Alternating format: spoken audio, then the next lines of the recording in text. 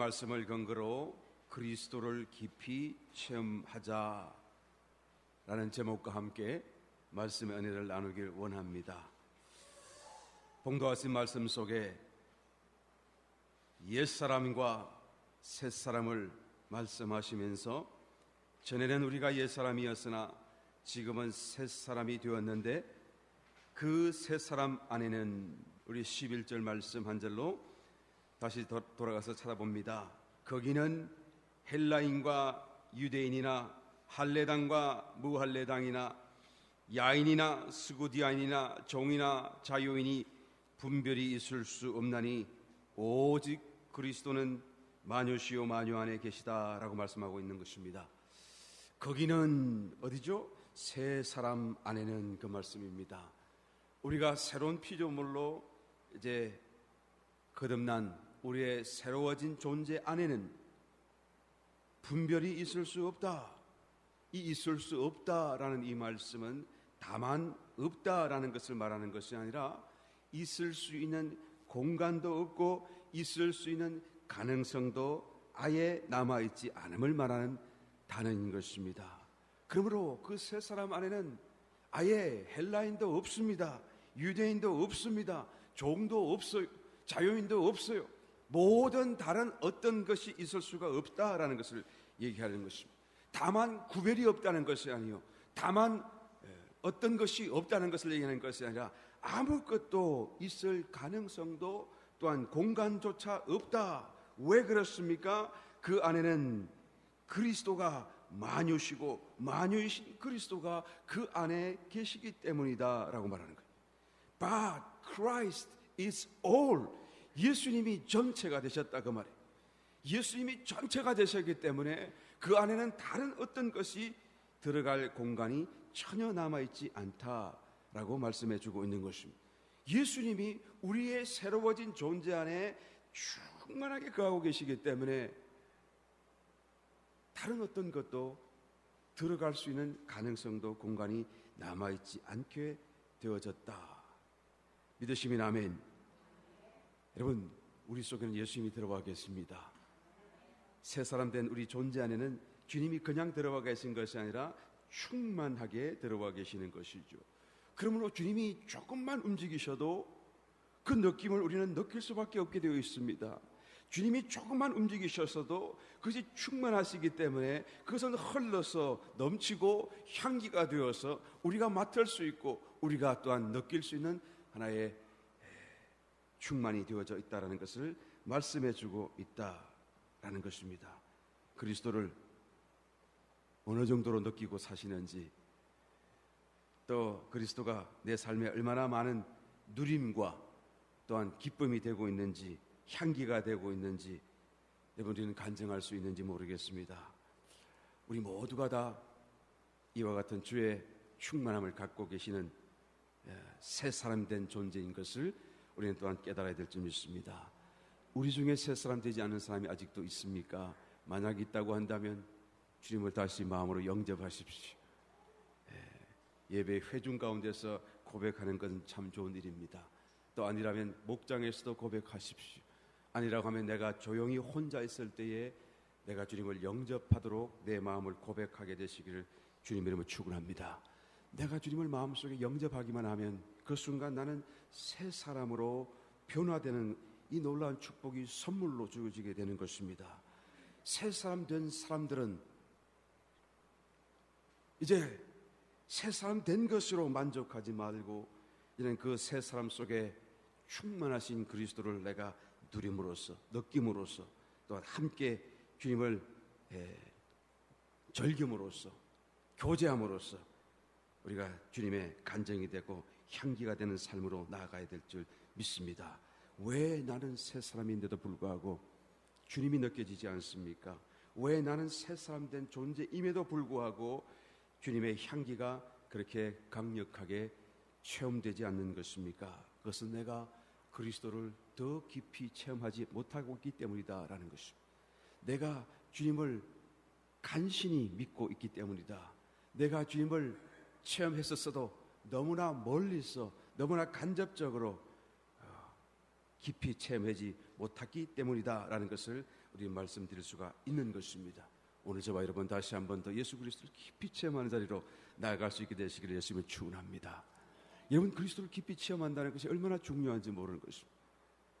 우리의 모든 신앙생활 속에 이것보다 더 긴박하고 절박하고 중요한 것이 또 있겠는가? 우리는 한번 체험하는 자, 깨닫는 자의 심정으로 고백하지 않을 수 없을 것입니다. 오늘 저와 여러분 다시 한번 더 말씀 속에 말씀하시는 주의 길과 방법을 따라서 그리스도를 더 깊이 체험하여 정말로 주님과 함께하고 내 속에 계신 주님이 나의 존재요 삶이 되어지시는 저와 여러분 다 되시기를 예수님의 이름으로 다시 한번 축원드립니다. 그리스도를 어떻게 하면 깊이 체험하는 것입니까? 첫 번째로 그리스도를 바라보는 우리의 사고의 틀을 깨뜨려야 되는 것입니다. 우리의 사고의 틀을 바꾸는 것이 아니라 깨뜨려야 된다라는 것을 우리는 말할 수 있는 것입니다. 깨뜨린다라고 하는 것은 아예 없애버리는 것이죠. 남아 있어서도 쓸모없게 만드는 것을 말하는 것입니다.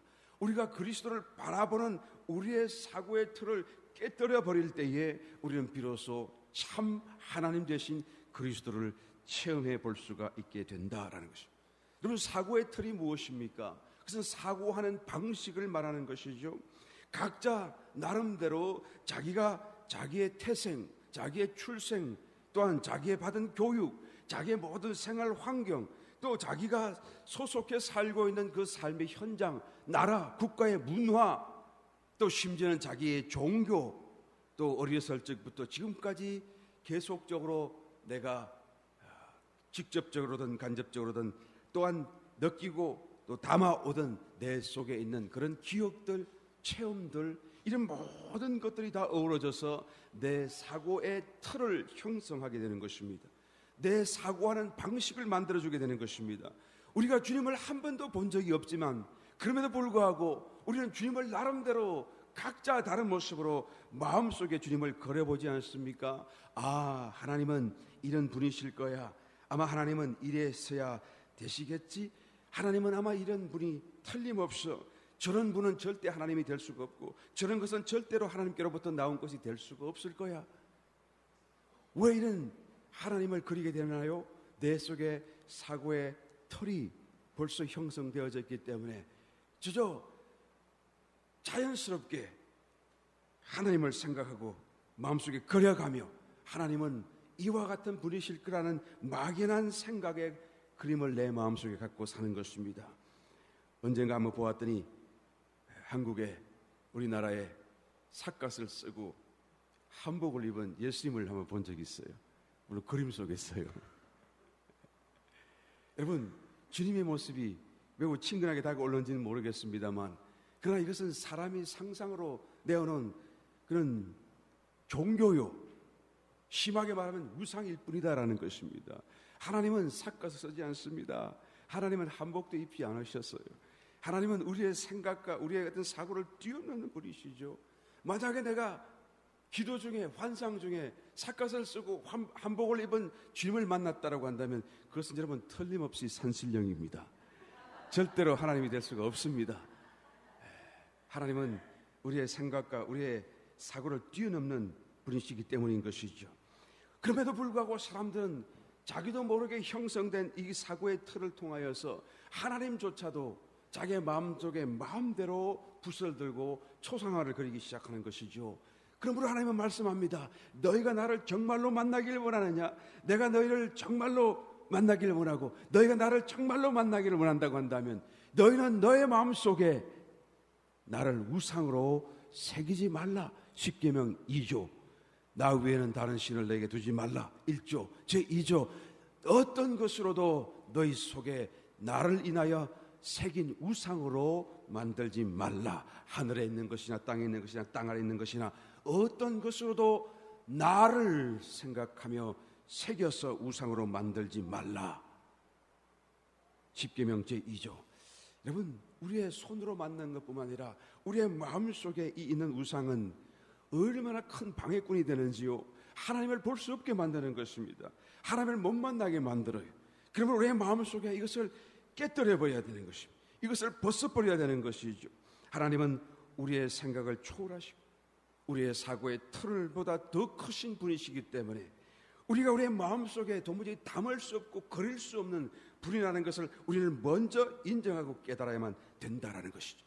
그러므로 정말로 하나님을 만나기를 원하고 정말로 하나님을 내가 더 깊이 체험하기를 원한다고 한다면 내가 생각하는 것을 거쳐야 돼요. 하나님을 그리는 것을 거쳐야 돼요. 그저 담담히 주님 앞에 나아가 앉아 있어야 되는 것입니다. 하나님이 내 마음을 만져주도록 내 마음을 활짝 열고 아무런 생각하지 말고 아무런 어떤 그림을 그리지 말고 주님 앞에 잠잠히 기다리고 마음을 열고 정신을 차리고 주님의 오심을 인하여 내 마음을 열고 가슴으로 주님을 만나고자 하는 마음으로 기다려야 된다라는 것입니다. 그러므로 우리의 생각에서 우리의 마음으로 내려와야 돼요. 우리의 마음으로 주님께 가야 돼요.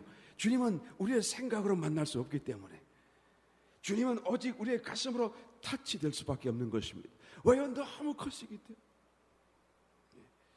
어떤 분이 그런 말씀을 하시대요. 세상에서 가장 먼 길이 무엇입니까? 그랬더니 머리 위에서 가슴으로 가는 길이래요. 일평생 일생을 두고 내가 머리를 지우고 가슴으로 내려와서 정말로 가슴으로 주님을 만나고 주님을 생각하고 주님을 또한 담아보려고 하지만 이것이 잘 안 되는 거예요. 그래서 평생을 가도 해도 다시 돌아가고 결국 가슴에 이르기가 얼마나 먼가라는 것을 체험 속에서 고백하더라는 것입니다.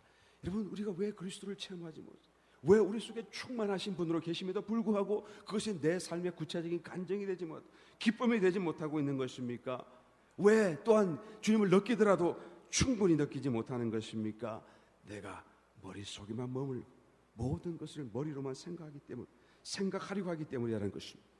여러분, 회개라는 의미는 진정한 의미 속에 정말로 머릿속에서 가슴으로 돌아오는 것을 회개라고 할 수가 있습니다. 성경이 말하는 이 회개의 의미는 내가 지은 죄를 자복하고 내가 고백하고 용서받고 씻음받는 것을 회개라고도 합니다만, 그러나 그 회개의 중심적인 그런 사상과 의미와 뜻, 그 회개라는 하나의 과정과 어떤 행위를 통하여 하나님이 정말로 우리에게 원하시는 것이 있다고 한다면 그것은 바로 우리의 죄를 깨끗하게 또 우리의 죄를 고백하여 돌아서는 것도 회개이지만 그 죄에서 돌아섰을 뿐만 아니라 이제는 정말로 내가 내 자신 생각에서 벗어나 내 마음으로 가슴으로 주님을 또한 영접하고 주님과 함께하는 그런 삶으로 돌이키는 것을 진정한 회개라고 말해주고 있는 것입니다.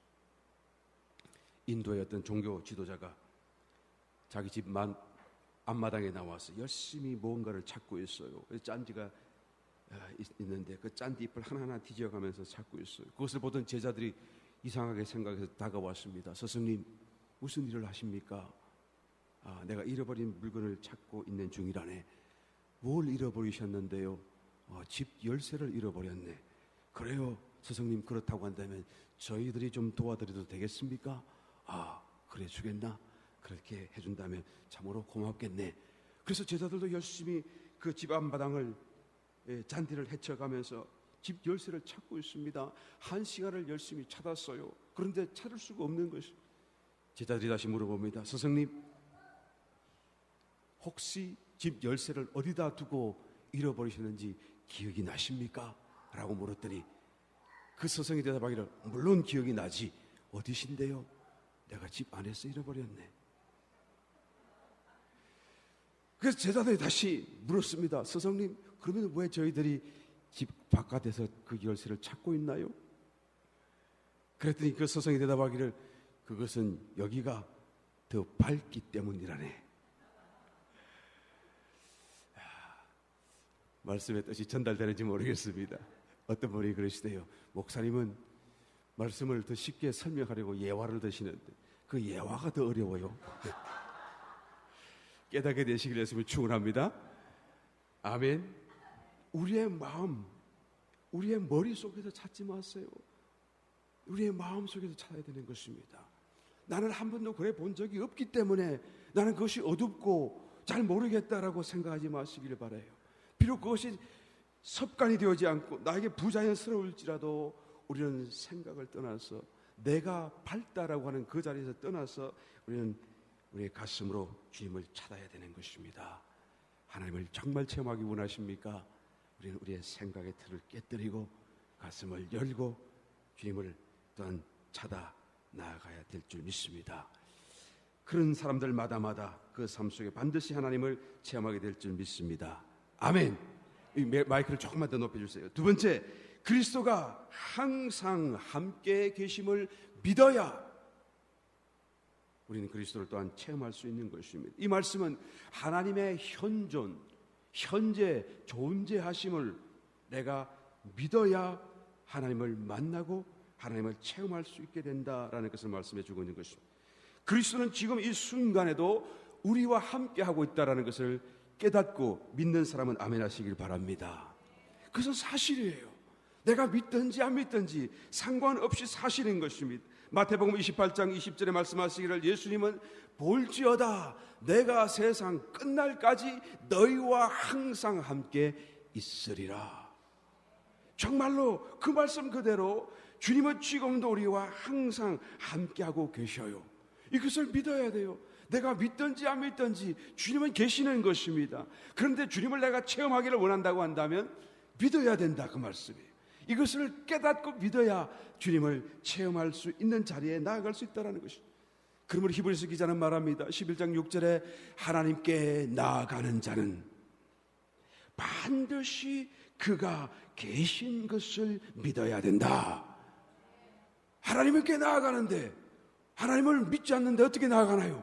그럼에도 불구하고 너희가 하나님께 나아가기 원하느냐, 하나님을 체험하기 원하느냐, 그렇다고 한다면 하나님이 계시다는 사실을 반드시 믿어라 라고 말해요. 주님이 여기에 계신 것을 믿어야 돼요. 내 삶 속에 항상 함께 있다는 것을 믿어야 돼요. 도마는 눈으로 보기 전에는 그것을 믿을 수 없다라고 고백했던 사람입니다. 예수님이 부활하셨어요. 그 부활하신 그 전날 저녁 때에 제자들이 모여있는 곳에 문이 바깥으로 잠겨 있었지만 그냥 스르르 열고 뚫고 들어오셨는지 아니면 본래 계셨는지 주님이 나타나셨어요. 주님이 어디로 오셨는지는 아무도 알 수 없습니다. 그런데 제자들은 주님을 보고 깜짝 놀랐어요. 믿을 수가 없었어요. 주님께서 손을 내밀면서 손을 내밀었어요. 또 옆구리를 보이시면서 내가 그인 것을 너희가 보라 믿어라 라고까지 말씀하셨어요. 마침 그때 도마는 자리에 없었습니다. 제자들이 자랑했어요. 도마야, 우리가 주님을 만났다. 그 주님은 정말로 못자국이 있었고 정말로 창자국이 있었고 주님은 얼굴의 모습은 좀 달라졌지만 그러나 그 주님이 그분이신 것이 틀림없어. 우리는 부활의 주님을 만났노라 자랑했어요. 도마는 대답하기를 나는 믿지 못하겠어. 내가 내 손가락을 그 못자국 난 손에 넣어보지 않고 내가 내 손을 그 창자국 난 옆구리에 넣어보지 않고 나는 결코 주님이 부활했다는 사실을 믿을 수 없어. 나는 믿지 않겠어. 8해가 지났어요. 또 제자들이 함께 모이는데 그날은 도마도 함께 모여 있었습니다. 예수님이 그 자리에 또한 찾아오셨어요. 그런데 예수님이 찾아오시자마자 도마에게 말합니다. 도마야, 이리 와서 내 손가락으로 내 못자국 난 손에 넣어보고 또 내 손으로 내 창자국 난 내 옆구리에 넣어보고 내가 부활한 것을 믿어라. 그랬더니 이 도마가 깜짝 놀랐습니다. 주여, 주님은 하나님이시. 내가 주님을 이제는 믿나이다. 여러분, 도마는 주님이 없을 때 그 말을 했었어요. 도마는 주님이 그 자리에 없다라고 믿었기 때문에 나는 믿을 수 없다. 내가 내 손가락을 넣어보겠다. 내 손을 넣어보지 않고서는 주님을 믿지 못하겠다 라고 말했더니 주님이 그것을 어떻게 알았나요? 언제 들었나요? 우리는 눈에 보이지 않기 때문에 주님이 여기에 없다라고 생각합니다. 도마는 주님을 볼 수 없었기 때문에 주님이 그 자리에 계시지 않았다라고 그는 분명히 믿었었습니다. 그런데 그 했던 자기의 말을 주님이 조목조목 대답하시고 일일이 다 순서도 틀림없이 그에게 말씀하시면서 그를 부르시고 그렇게 하였으라도 나를 믿어라 라고 말씀하시는 그 말씀을 듣는 순간 도마는 크게 떨림이 있었어요. 그러므로 주님 앞에 엎드렸습니다. 내가 주님을 믿겠나요? 주님은 뭐라고 대답하십니까? 내가 나를 보는 거로 나를 믿느냐? 보지 못하면서도 나를 믿는 자가 복되도다라고 말씀하셨어요. 여러분, 보고 믿는 것도 물론 믿음이 될 수 있겠습니다만 보지 않은 채 믿는다고 하는 것은 더 큰 믿음이요, 더 깊은 믿음이요, 또 실제로 보지 않고 믿어야 할 분량이 더 많기 때문에요. 주님은 더 많은 때, 더 많은 곳에서 보지 못하는 부분으로 와 계시기 때문에요. 주님은 이 자리에 와 계세요. 우리가 보지 못하기 때문에 주님이 없다라고 말해서는 안 된다라는 것이죠. 우리가 보지 못하기 때문에 주님을 믿지 못하겠다라고 말하지 말라라고 주님은 말씀해 주고 있는 것입니다. 엠마로 내려가는 그 제자들에게 나타나신 주님께서 왜 믿지 않느냐, 더디 믿는 자여 나무라시면서 말씀을 풀어 주시니까 그들의 마음이 뜨거워졌어요. 그 뜨거움의 감동이 그의 눈들을 늘었었어요. 그리고는 주님을 알아보았어요. 모습은 바뀌었지만 이분이 주님인 것을 알았어요. 그래서 다시 주님을 쳐다보려고 했을 그 순간 주님은 사라져버리고 안 계셨다. 성경은 기록하고 있는 것입니다. 무슨 말씀입니까? 자, 이제 됐다. 너의 눈으로 의지하지 말고 감각으로 보이는 것으로만 믿으려고 하지 말고 가슴으로 믿어라. 이는 보지 못한 채, 보지 못한다 할지라도 내가 너희들과 함께하는 것을 너희가 믿어라. 그럴 때 그 믿음 속에 너희가 나를 체험할 것이다. 내가 너희와 함께하게 될 것이다 라고 말씀해 주고 있는 것입니다. 여러분, 이 자리가 예배하는 자리예요. 다른 어느 곳에서보다도 이 자리는 더 하나님을 가까이에서 만날 체험의 장소인 것을 여러분 믿으시기를 예수님을 축원합니다. 왜요? 하나님이 모든 만물을 충만케 하시지만 그 하나님의 충만하심으로 거하시는 곳이 바로 교회이기 때문에 우리가 이 예배를 드리는 것은 우리가 만들었어요. 우리가 준비했어요. 우리끼리 하는 것 같았지만 보이지만 우리끼리 하는 시시한 것 같아 보일지 모르겠지만 결코 시시한 것이 될 수 없는 이유는요, 바로 하나님을 충만하신 그대로 이 예배로 우리가 감사하기 때문에 그러죠. 우리가 그 충만하신 하나님 앞에 이 예배를 통하여 나아가기 때문에 그런 것입니다. 12해 동안 혈루증으로 고통당했던 여인이 내가 예수님의 옷자락만 만지기만 하면 내 병이 낫겠다라고 믿어서 돌아서서 그 옷자락을 만지는 순간 하나님의 능력이 그에게 흘러 들어와서 그의 병이 고는 뿌리부터 다 말라버리고 완전한 치유, 놀라운 역사를 성경 기록해 주고 있는 것입니다. 그가 옷자락을 만졌는데 옷자락이 그를 고쳤습니까? 그렇지 않습니다. 그 옷자락이 감싸고 있는 하나님의 능력이 흘러나왔다 그 말이에요. 무엇을 통해서요? 옷자락을 통해서요. 여러분, 이 예배가 시시한 것 같아도 시시한 거 아니에요. 하나님의 충만을 감싸고 있는 것이죠.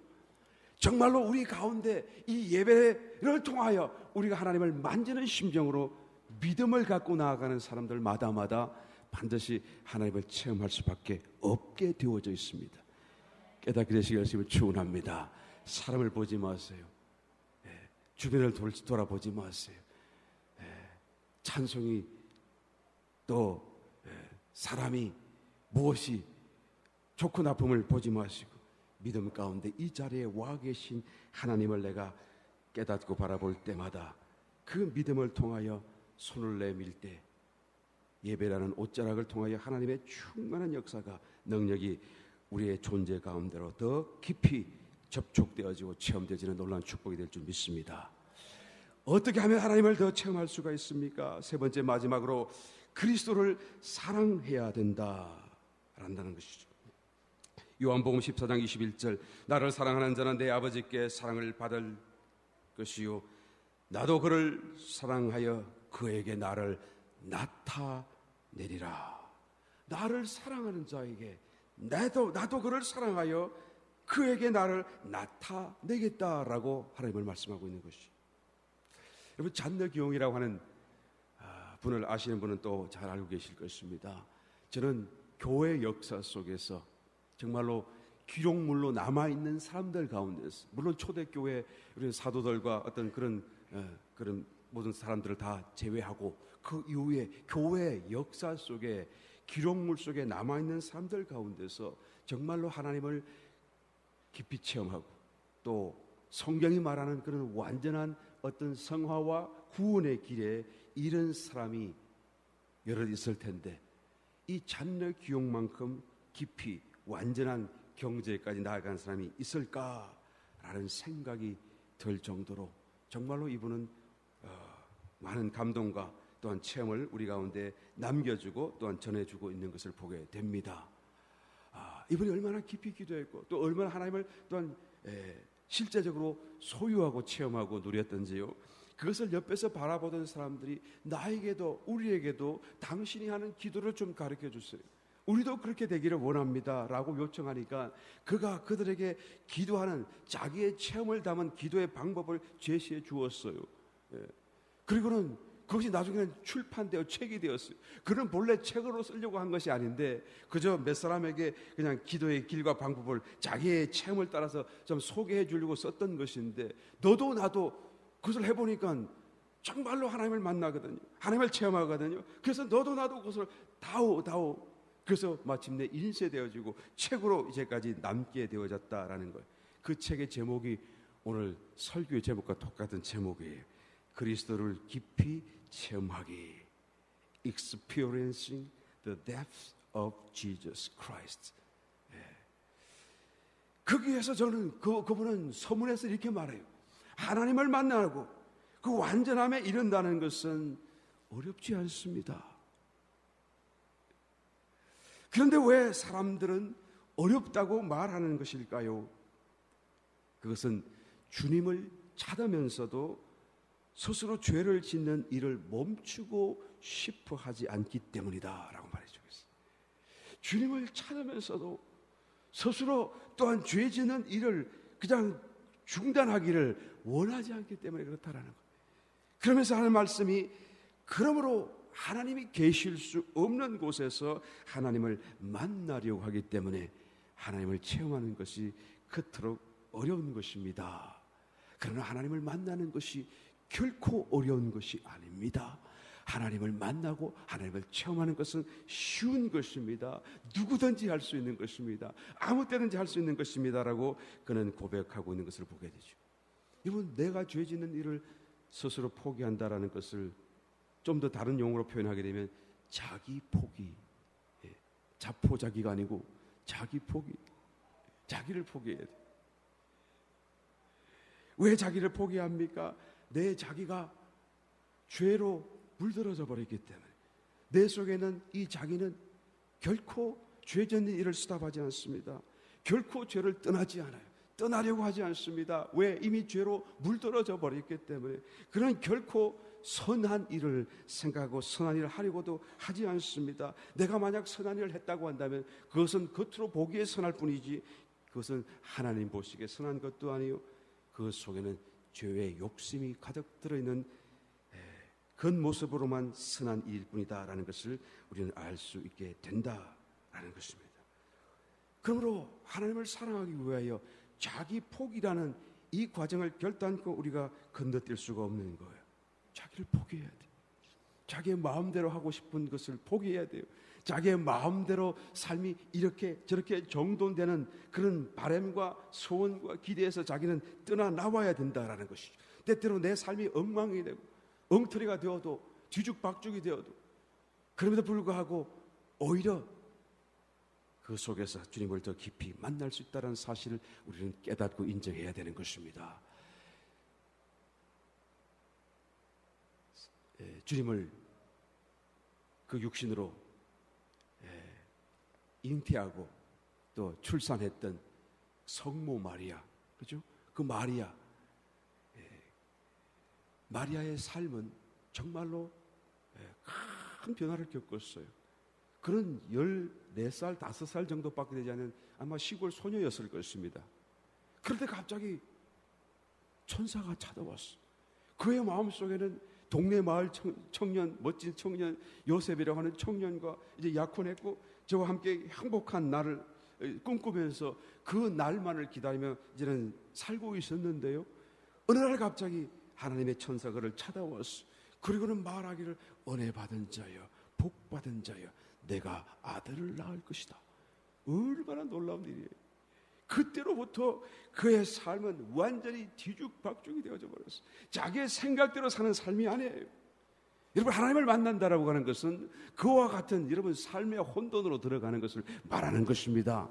내 마음대로 사는 것 아니에요. 내 생각대로 내가 기뻐하는 대로 되어지는 것이 아니다라는 것을 우리는 말할 수 있어야 되는 것입니다. 내가 하나님을 만난 이후로 내 삶 이후에 내 삶이 이와 같이 뒤죽박죽 된 것이 있습니까? 내 삶이 뿌리부터 흔들려 본 그런 경험이 있습니까? 나는 지금도 여전히 그런 혼란 속에 살아가고 있다는 것을 고백할 수가 있습니까? 만약 있다고 한다면 그분은 기뻐하시기를 열심히 축원합니다. 하나님의 방문을 받은 거예요. 그런데 내 삶 속에 그런 게 없다라고 한다면 그것은 무슨 말씀이죠? 내가 정말로 하나님을 지금 만나고 있는 것인가? 내 삶 속에 정말로 하나님이 체험되고 있는 것인가? 라는 것을 다시 한번 깊이 심도 있게 물어보지 않을 수가 없다라는 것입니다. 여러분, 이 모든 것을 내려놓아야 돼. 내 마음대로 된다는, 내 마음대로 사는 삶을 여러분 꿈꾸지 말게 되시기를 예수님 이름으로 축원드립니다. 그런데 왜 자기 포기가 힘들죠? 가만히 생각해 보면 사실 그렇게 어려울 것도 없잖아요. 사실 뭐 내려놓지 못할 것도 없잖아요. 본래부터 내 것이라는 것이 아무것도 없기 때문에 가만히 생각해 보게 되면 전부가 다 내 것이 아니에요. 사람이 죽을 때 어떻게 죽나요? 손을 탁 놓고 죽죠. 왜요? 아무것도 내가 가지고 갈 수 있는 것이 없다라는 것을 지금 상징적으로 표현해 주는 거예요. 내가 태어날 때는 손을 꽉 쥐고 태어나지. 내가 한번 살아보겠다. 내 모든 것을 다 한번 잡아보겠다라는 생각을 갖고 태어나지만 죽을 때는 어떻게 해요? 탁 놓고 죽어. 알고 봤더니 아무것도 내 것이 아니었구나. 그런데 왜 그것을 자꾸 붙들리고 살아요? 왜 그게 집착을 하며 살아요? 왜 욕심을 갖고 살아요? 왜 내 마음대로 되기만을 소원하며 살아가는 것입니까? 그것은 바로 내 마음이 죄에 물들어져 있기 때문에, 죄에 눌려져 있고 죄에 속아서 살기 때문에 그런 것이죠. 내 것이 아닌 것을 내가 알고 있음에도 불구하고 또 그것을 아무리 애써도 내 것으로 삼을 수 없는데 결국은 다 모아둔들 그것은 결국은 다른 사람에게 주고 말 재산이요 재화요 또한 소유가 될 수밖에 없는 것임에도 불구하고 왜 그것을 놓지 못하는 것입니까? 왜 그것이 잘 안 되는 것입니까? 결국 내 마음의 문제이다라는 것을 고백하지 않을 수 없는 것이죠. 그러므로 예수님께서 누구든지 마태복음 16장 25절 제 목숨을 구원코자 하면 이럴 것이요 누구든지 나를 위하여 제 목숨을 잃으면 찾으리라. 누구든지 나를 위하여 자기의 목숨을 포기하고 잃어버리면 찾게 될 것이다. 여러분, 이 목숨이라고 하는 것은 푸시케라는 단어를 쓰고 있어요. 이 말은 soul life예요. soul life. body life가 아니죠. 내 육신이 죽는다는 얘기가 아니고요. 내 마음이 죽는 것을 얘기해요. 내 마음을 잃어버리는 거예요. 내 마음의 어떤 욕심, 생명력을 잃어버리는 것을 얘기하는 것이죠. 그래서 내가 내 마음을 내가 스스로 내 마음대로 살기를 그래서 구원코자 하면 자기는 잃을 것이요. 왜요? 죄의 종살이다 그 말이에요. 결국 손을 탁 놓고 죽을 수밖에 없다 그 말이에요. 그러나 나를 위하여 자기가 스스로 자기를 포기하며 살면 어떻게 해요? 주님께서 그를 크게 채워주신다. 그리고는 진정한 참 자아 속에서 정말로 금세와 내세에서 하나님의 주시는 이 놀라운 축복, 진정한 나의 소유를 따라 내가 행복 속에 살아갈 수 있게 될 것이다 라고 말하는 것입니다. 그러므로 주님이 사람이 온 천하를 얻고도 자기의 목숨을 잃으면 무엇이 유익하겠느냐 그 말씀을. 내가 애써서 온 천하를 얻었다고 할지라도 내 마음대로 내 가질 것을 다 가졌다고 할지라도 결국은 그것이 자기 것이 아니라고 한다면 무엇이 유익하겠느냐 좀 깨달으라 라고 지금 말씀. 사람이 무엇을 주고 자기 목숨을 바꾸겠느냐라고 주님은 되묻고 계시더라라는 것입니다. 여러분, 주님 사랑하시길 바랍니다. 주님 사랑하시는 자들마다 주님을 체험할 수 있어요. 그런데 주님을 사랑하는 길이 결국은 내 마음을 포기하는 길, 자기를 포기하는 것이고 또 내 마음을 내려놓는 것이다. 그리스도를 체험할 수 있는 저와 여러분 되시기를 축원합니다. 우리의 삶 속에 얼마나 필요하고 얼마나 중요한지 모르겠어요. 예수 이름으로 축원드립니다.